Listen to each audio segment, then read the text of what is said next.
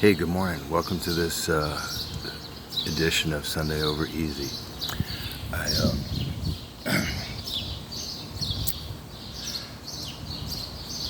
wanted to just start off about, there's a book by Viktor Frankl called Man's Search for Meaning, and it talks about his years in the Holocaust and basically how he survived that and how others survived that. And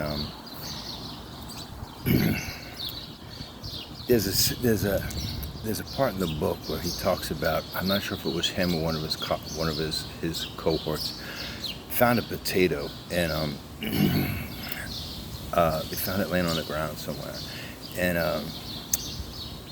it was kind of, that to them was a delicacy. That was like a steak entree or whatever stuff, and they the person gathered some of their close friends together, and they had a little ceremony, and they cut the potato into pieces, and they each ate the potato, and they savored it when they ate it. It was the most delicious thing that they've had, and living in the Holocaust and just going through that wretched life and experiencing all that, and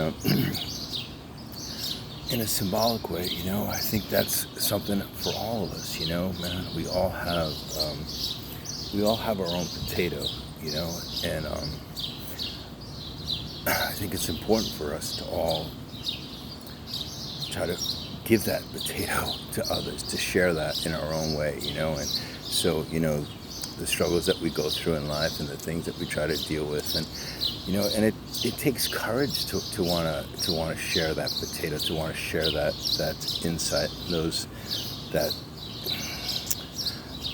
those qualities life has taught us.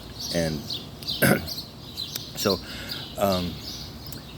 in my last talk, I talked about how to create what's called a piezoelectric field by using the pineal gland. And one of the things I didn't mention in that was as we age, the pineal gland oxidizes, and it's caused by certain elements in our diet and stuff. Fluoride is a main component of that, and fluoride is what's used in our water supply. So as we get to a certain age, the pineal gland oxidizes, and so in order to help us, we need to, if we choose to endeavor ourselves in this, we need to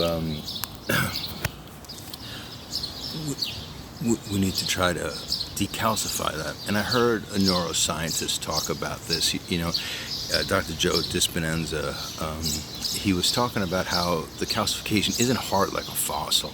It's more like cream cheese, or I think he said toothpaste. It's more like toothpaste, And so we can eat certain things, put them into our diet. That's kind of like a fuel injector cleaner that you put into your gasoline. As the gas goes through your carburetor over your spark plugs, it takes away some of the debris that's built up. And that same process happens with trying to decalcify the pineal gland. Anyway, I used a bunch of things when I first heard about it. I didn't realize that its consistency back then. I thought it was kind of solid, but I still took the test, and I took a bunch of different things. Beets, apple cider vinegar, certain types of olive oil, extra virgin olive oil from a certain place. And but I think what I found helpful for me was just the most helpful was iodine in the form of kelp. So I just take a kelp supplement once a day, or actually I take it like 2 or 3 times a week. I spent like 30 to 45 days taking it religiously and stuff, and you actually notice a difference if you're in tune to, if you're exercising some kind of modality like yoga, like meditation, even deep religious services. If you're really focused on a certain aspect of self-help, could be 12-step programs, could be a lot of things. Anyway, this talk I wanted to talk about brainwaves and how our brain functions using certain brainwaves. And in our adult life, we mostly execute a blueprint that we've established in our childhood, which is formatted in our limbic system, and it controls just an endless way that we deal with life, how we have self-confidence, how we maybe feel intimidated, how we deal with stress, how we deal with relationships, what type of people we're attracted to, all these types of things. So in order to alter that blueprint. We need to change the beta wave. We need to come out of that beta wave and get into more what's called a delta wave or a theta wave. And when we get into that type of wave, it's usually a process through meditation that brings us into that. And in that theta wave, we can work on reprogramming the limbic system, or the blueprints of how we think. And by altering how we think, we actually alter the reality that we experience. And a lot of this stuff, as I talk about, if you're familiar with religion, if you're familiar with anatomy, physiology, science, it all makes sense. It's not some abracadabra thing that you're trying to, somebody says do this or do that, and you're like, well, I'd rather know why I'm doing that, so this is kind of why. And you hear a lot of people talk about how important it is in the morning to not get on your email, to not watch the news, to not do these certain things, to actually kind of nurture the morning. Well, I've never heard anybody give an explanation for that, And so, one explanation I find very relevant to that is if you have a morning routine where you kind of focus, you do some sort of yoga, some sort of meditation, you have some prayers that you kind of take, you take some time to nurture your mind. You wake up in pretty much like a delta wave. So when you go to sleep, your brain switches from a beta wave into a delta wave, and the deeper you sleep, the more therapeutic of a wave you get into. So when you wake up in the morning, you're kind of in that delta wave. You haven't fully engaged the beta wave. So if you wake up in the morning, the first thing you do is look at your email and who's doing this and who's doing that, who's upsetting you in the news and all these type of things. Your brain switches very rapidly from a delta wave into a beta wave.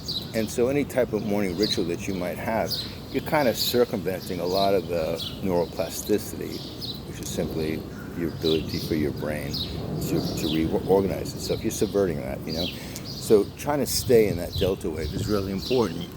And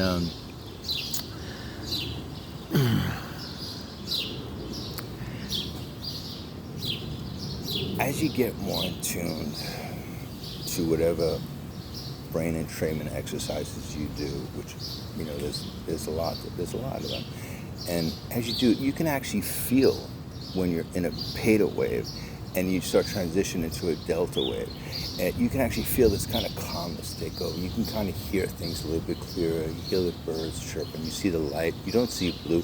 You see different shades of blue. And that's kind of a transition that means that you get into that much more subdued program, that more soothing wave that your brain takes on. So when you do your exercise, when you listen to certain audio guided meditations, or when you read certain prayers, you're able to actually consciously reprogram your brain. You're actually talking to your brain, and your brain is kind of recording that. Granted, that takes a lot of repetition and frequency, duration. You need to do that when you don't want to do it. There's a lot of effort that goes into that, a lot of work. So being willing to do that work and do it religiously for quite a while, and eventually you'll start to see results. It's sort of like getting in shape. A lot of people start getting in shape. They spend 2 weeks, a week, whatever stuff, and then they give up because it gets frustrating. The same thing's going to happen when you start doing brain entrainment. When you start to try to calm the mind. What happens? You feel like a failure at first, because the more you try to calm your mind, the more you see how much your mind has control over you, and the more frustrating it is. When you start seeing your thoughts instead of just thinking your thoughts, you start realizing how much throughout the day you negatively think, how much you judge, how much time you spend taking inventory of things that actually hurt you. And that is part of the process of getting to peace of mind, to having a place where you're okay no matter how today is. You're okay with today, however it is. You have acceptance for things.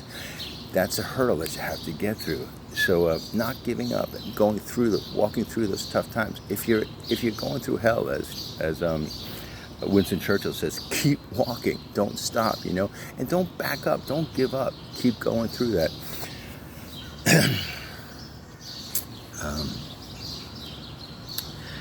there's different ways that can really help you get into a delta wave and even a theta wave. A theta wave is something that monks with lots of practice spend 10 hours to get into, to reach a theta wave.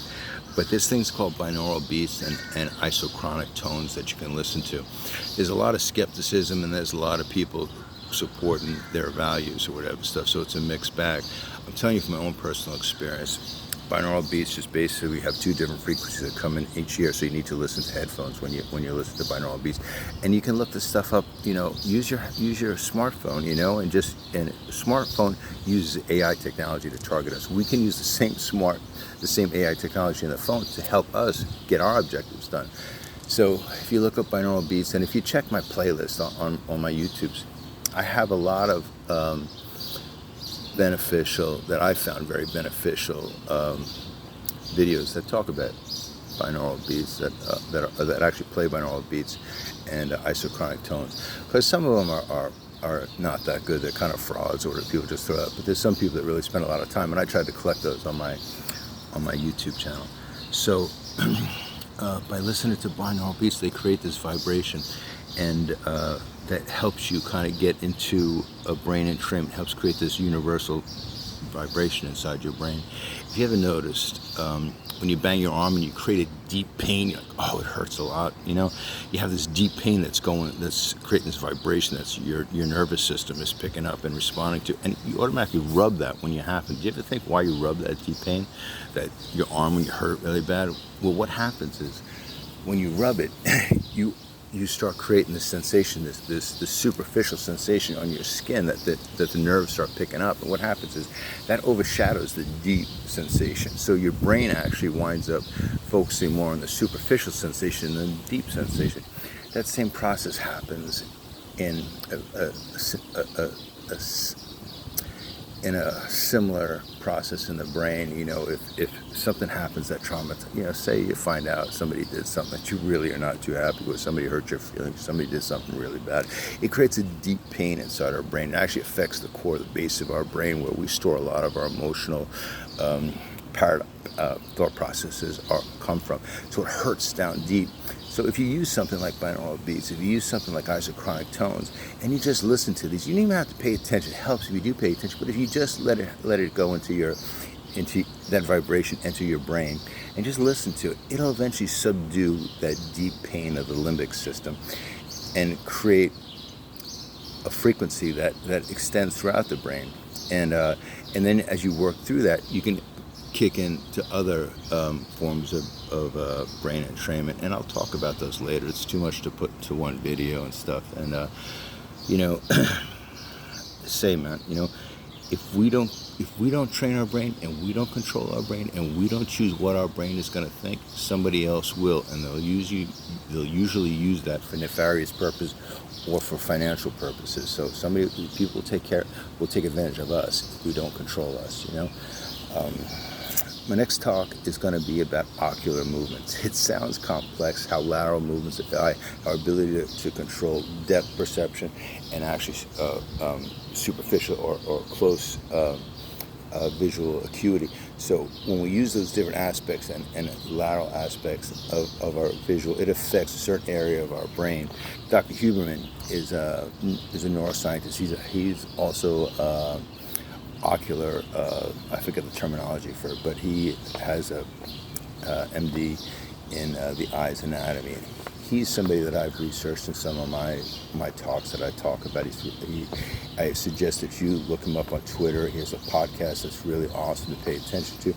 But just so you know, man, I'm kind of like somebody I spent 8 years going through a really tough time, going through my own Holocaust. I spent that 8 years doing intense research on how I can go about training my brain to bring about a more benevolent nature to myself and to feel good inside myself, to actually have control over my ability to make choices. And, I'm not a billionaire, but in a very short period of time, I have a great job. I've invested in the stock market. I have a really nice portfolio going on. I have options that are available to me, So I've been able to do a lot with my life using these techniques, and I'm just trying to pass them on to you.